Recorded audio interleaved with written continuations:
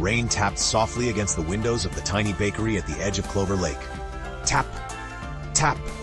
Inside, a little fox named Milo pressed his paws against the glass inside. "Summer festival ruined again," he whispered. Across the room, his grandmother continued kneading dough calmly. "The rain hasn't won yet," she said. But Milo wasn't so sure. The Lantern Festival only happened once every summer. Animals came from every corner of the valley. Music, lights, boats floating across the lake, lanterns rising into the sky. And this year, Milo wanted it to be perfect. Because this year, he had secretly built something special. Hidden beneath a cloth near the bakery wall sat a tiny wooden boat. But not just any boat, a lantern boat, covered in glowing stars carved into the wood. Milo had spent the entire month building it. Every night after work, every morning before sunrise. He wanted everyone to see it floating during the festival. But outside, dark clouds covered the sky. The wind shook the trees. Whoosh! Milo lowered his ears. "No one will come in this weather." Grandmother smiled softly. "Then maybe the festival needs someone brave enough to begin it anyway." Milo blinked. "What if nobody follows?" She placed a warm cinnamon bun into his paws. "Then at least one lantern will still shine tonight." Milo looked toward the hidden boat, then toward the rain. Then slowly, he smiled a little. The next morning, the storm still covered the valley. Milo walked through the sleepy town carrying small baskets of bread for deliveries. Most shops stayed closed. Rainwater dripped from rooftops. The festival banners hanging across the streets flapped sadly in the wind. Whoosh! At the flower stand, the Rabbit sisters were taking decorations down.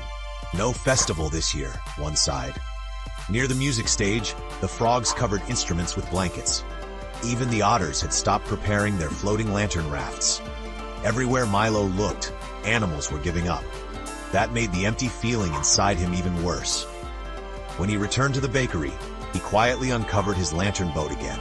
The glowing carved stars reflected warmly across the wooden floor. Milo gently touched the side of the boat. "I thought everyone would love you," he whispered. Then something small rolled from beneath the table. A tiny carving tool. Milo picked it up. Suddenly, he remembered the very first night he started building the boat. He had failed almost immediately. The first wood pieces snapped. The second attempt floated sideways. One lantern even caught fire. But every mistake slowly turned into something better. Milo stared at the storm outside. Maybe the festival could still become something better too. That evening, the storm still covered the valley. Most houses stayed dark. Animals peeked through windows instead of walking outside. But near the edge of Clover Lake, a tiny lantern glowed. Milo carefully carried his boat through the mud. Step, step, step. The wind pushed hard. Whoosh! The lantern flickered. "Don't go out! Please don't go out!" Milo whispered. At the lake shore, waves splashed roughly against the rocks. The festival dock sat completely empty. No music, no laughter, no glowing boats, just darkness. For a moment, Milo almost turned around. Then he remembered all the nights he spent carving stars into the boat, all the mornings collecting smooth wood pieces from the shore, all the dreams he had about seeing the lake full of light. Slowly, he placed the tiny boat into the water. The lantern glowed warmly. The carved stars shimmered. The boat floated gently forward, alone. Milo sat quietly beside the dock watching it drift. Then another light appeared, far away, small, moving. Milo stood up. A turtle slowly approached, carrying a lantern made from seashells. "I thought the festival was canceled," the turtle said. Milo smiled. "I didn't want the lake to stay dark." The turtle nodded, then carefully placed his lantern boat into the water too. Now 2 lights floated across Clover Lake. Then another appeared, and another. A rabbit carrying flower lanterns, a raccoon holding glowing jars, a family of otters balancing candles on tiny wooden rafts. One by one, the valley animals arrived. The rain slowly softened. The lake began filling with light. Golden reflections danced across the water. Music started somewhere near the trees, soft at first, then louder. Milo's eyes widened. The festival was happening. Not because the weather became perfect, because someone decided it mattered anyway. Soon the docks filled completely. Children ran between lantern strings. Tiny frogs played drums beside the water. Birds hung glowing decorations through the trees. The smell of sweet bread drifted through the air. Grandmother carried trays of pastries while smiling proudly toward Milo. "You started all this," the turtle whispered. Milo looked around nervously. No, everyone did. Then suddenly, splash! A tiny hedgehog slipped from the wet dock into the water. Gasps echoed across the shore. The current from the storm still pulled strongly. The hedgehog paddled desperately. "I can't swim," he cried. Without thinking, Milo jumped. Splash! Cold water surrounded him instantly. The lantern boats rocked wildly. Waves pushed hard. Whoosh! Milo swam forward quickly. The hedgehog drifted farther from the dock. Grab my paw! Milo shouted. The hedgehog reached out. Missed. Water splashed between them. The crowd watched nervously. Then the otters dove in too. Together they formed a floating chain. Milo grabbed the hedgehog. The otters pulled both safely back to shore. Cheers exploded across the festival.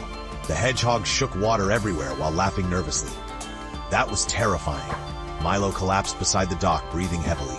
Grandmother wrapped a towel around him. Still think one lantern can't change anything? She teased. Milo smiled tiredly. The clouds slowly moved apart. Moonlight spilled across the lake. Thousands of tiny lanterns floated together. Beautiful, warm, alive. Then suddenly, crack! A loud sound echoed from the far side of the shore. Animals froze. A large branch had broken above the old bridge crossing the river. The bridge shook dangerously, and on the other side, more animals waited nervously. They can't cross, someone shouted. The current below rushed wildly from the storm. The bridge wouldn't hold much longer. Milo looked around. Everyone seemed unsure, scared. Then he looked at the glowing boats drifting peacefully across the water. An idea sparked. What if we guide them another way? The others turned. Milo pointed toward the lake. We can use the lantern boats. The turtle blinked. As guides? Milo nodded quickly. If we line the boats across the safe part of the water, the others can follow the lights through the fog.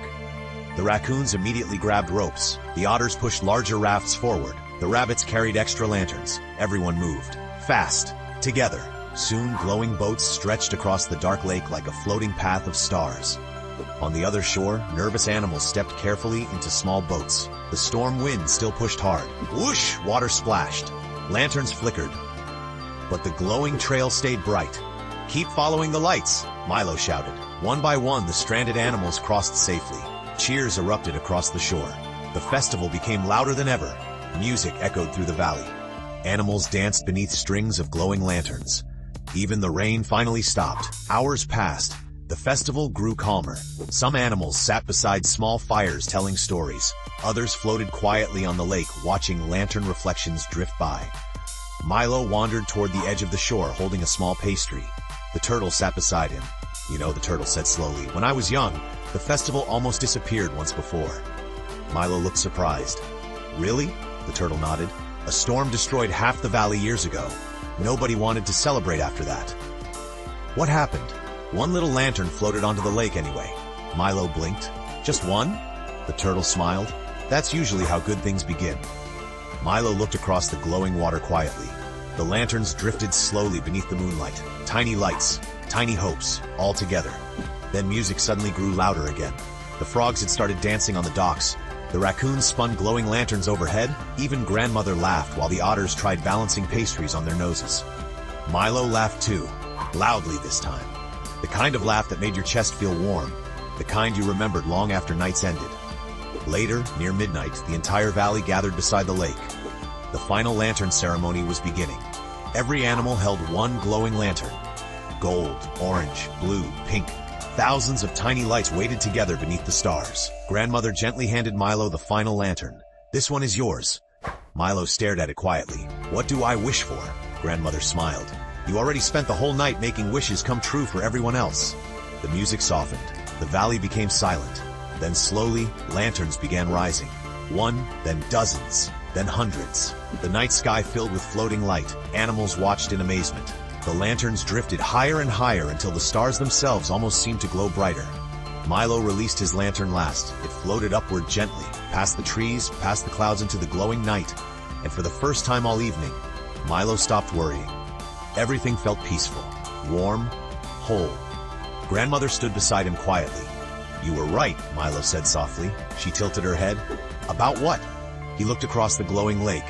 One lantern really was enough to start it. Grandmother smiled warmly. No, Milo. She gently pointed toward him. One brave heart was. Milo looked around. The lake glowed brighter than the stars above. Animals laughed, music played. Lanterns drifted endlessly through the night. And right in the center of the water floated the tiny wooden boat covered in carved stars. Still glowing, still leading the way. Sometimes the best nights aren't the ones that begin perfectly. They're the ones people choose to brighten together. Subscribe for more stories like this.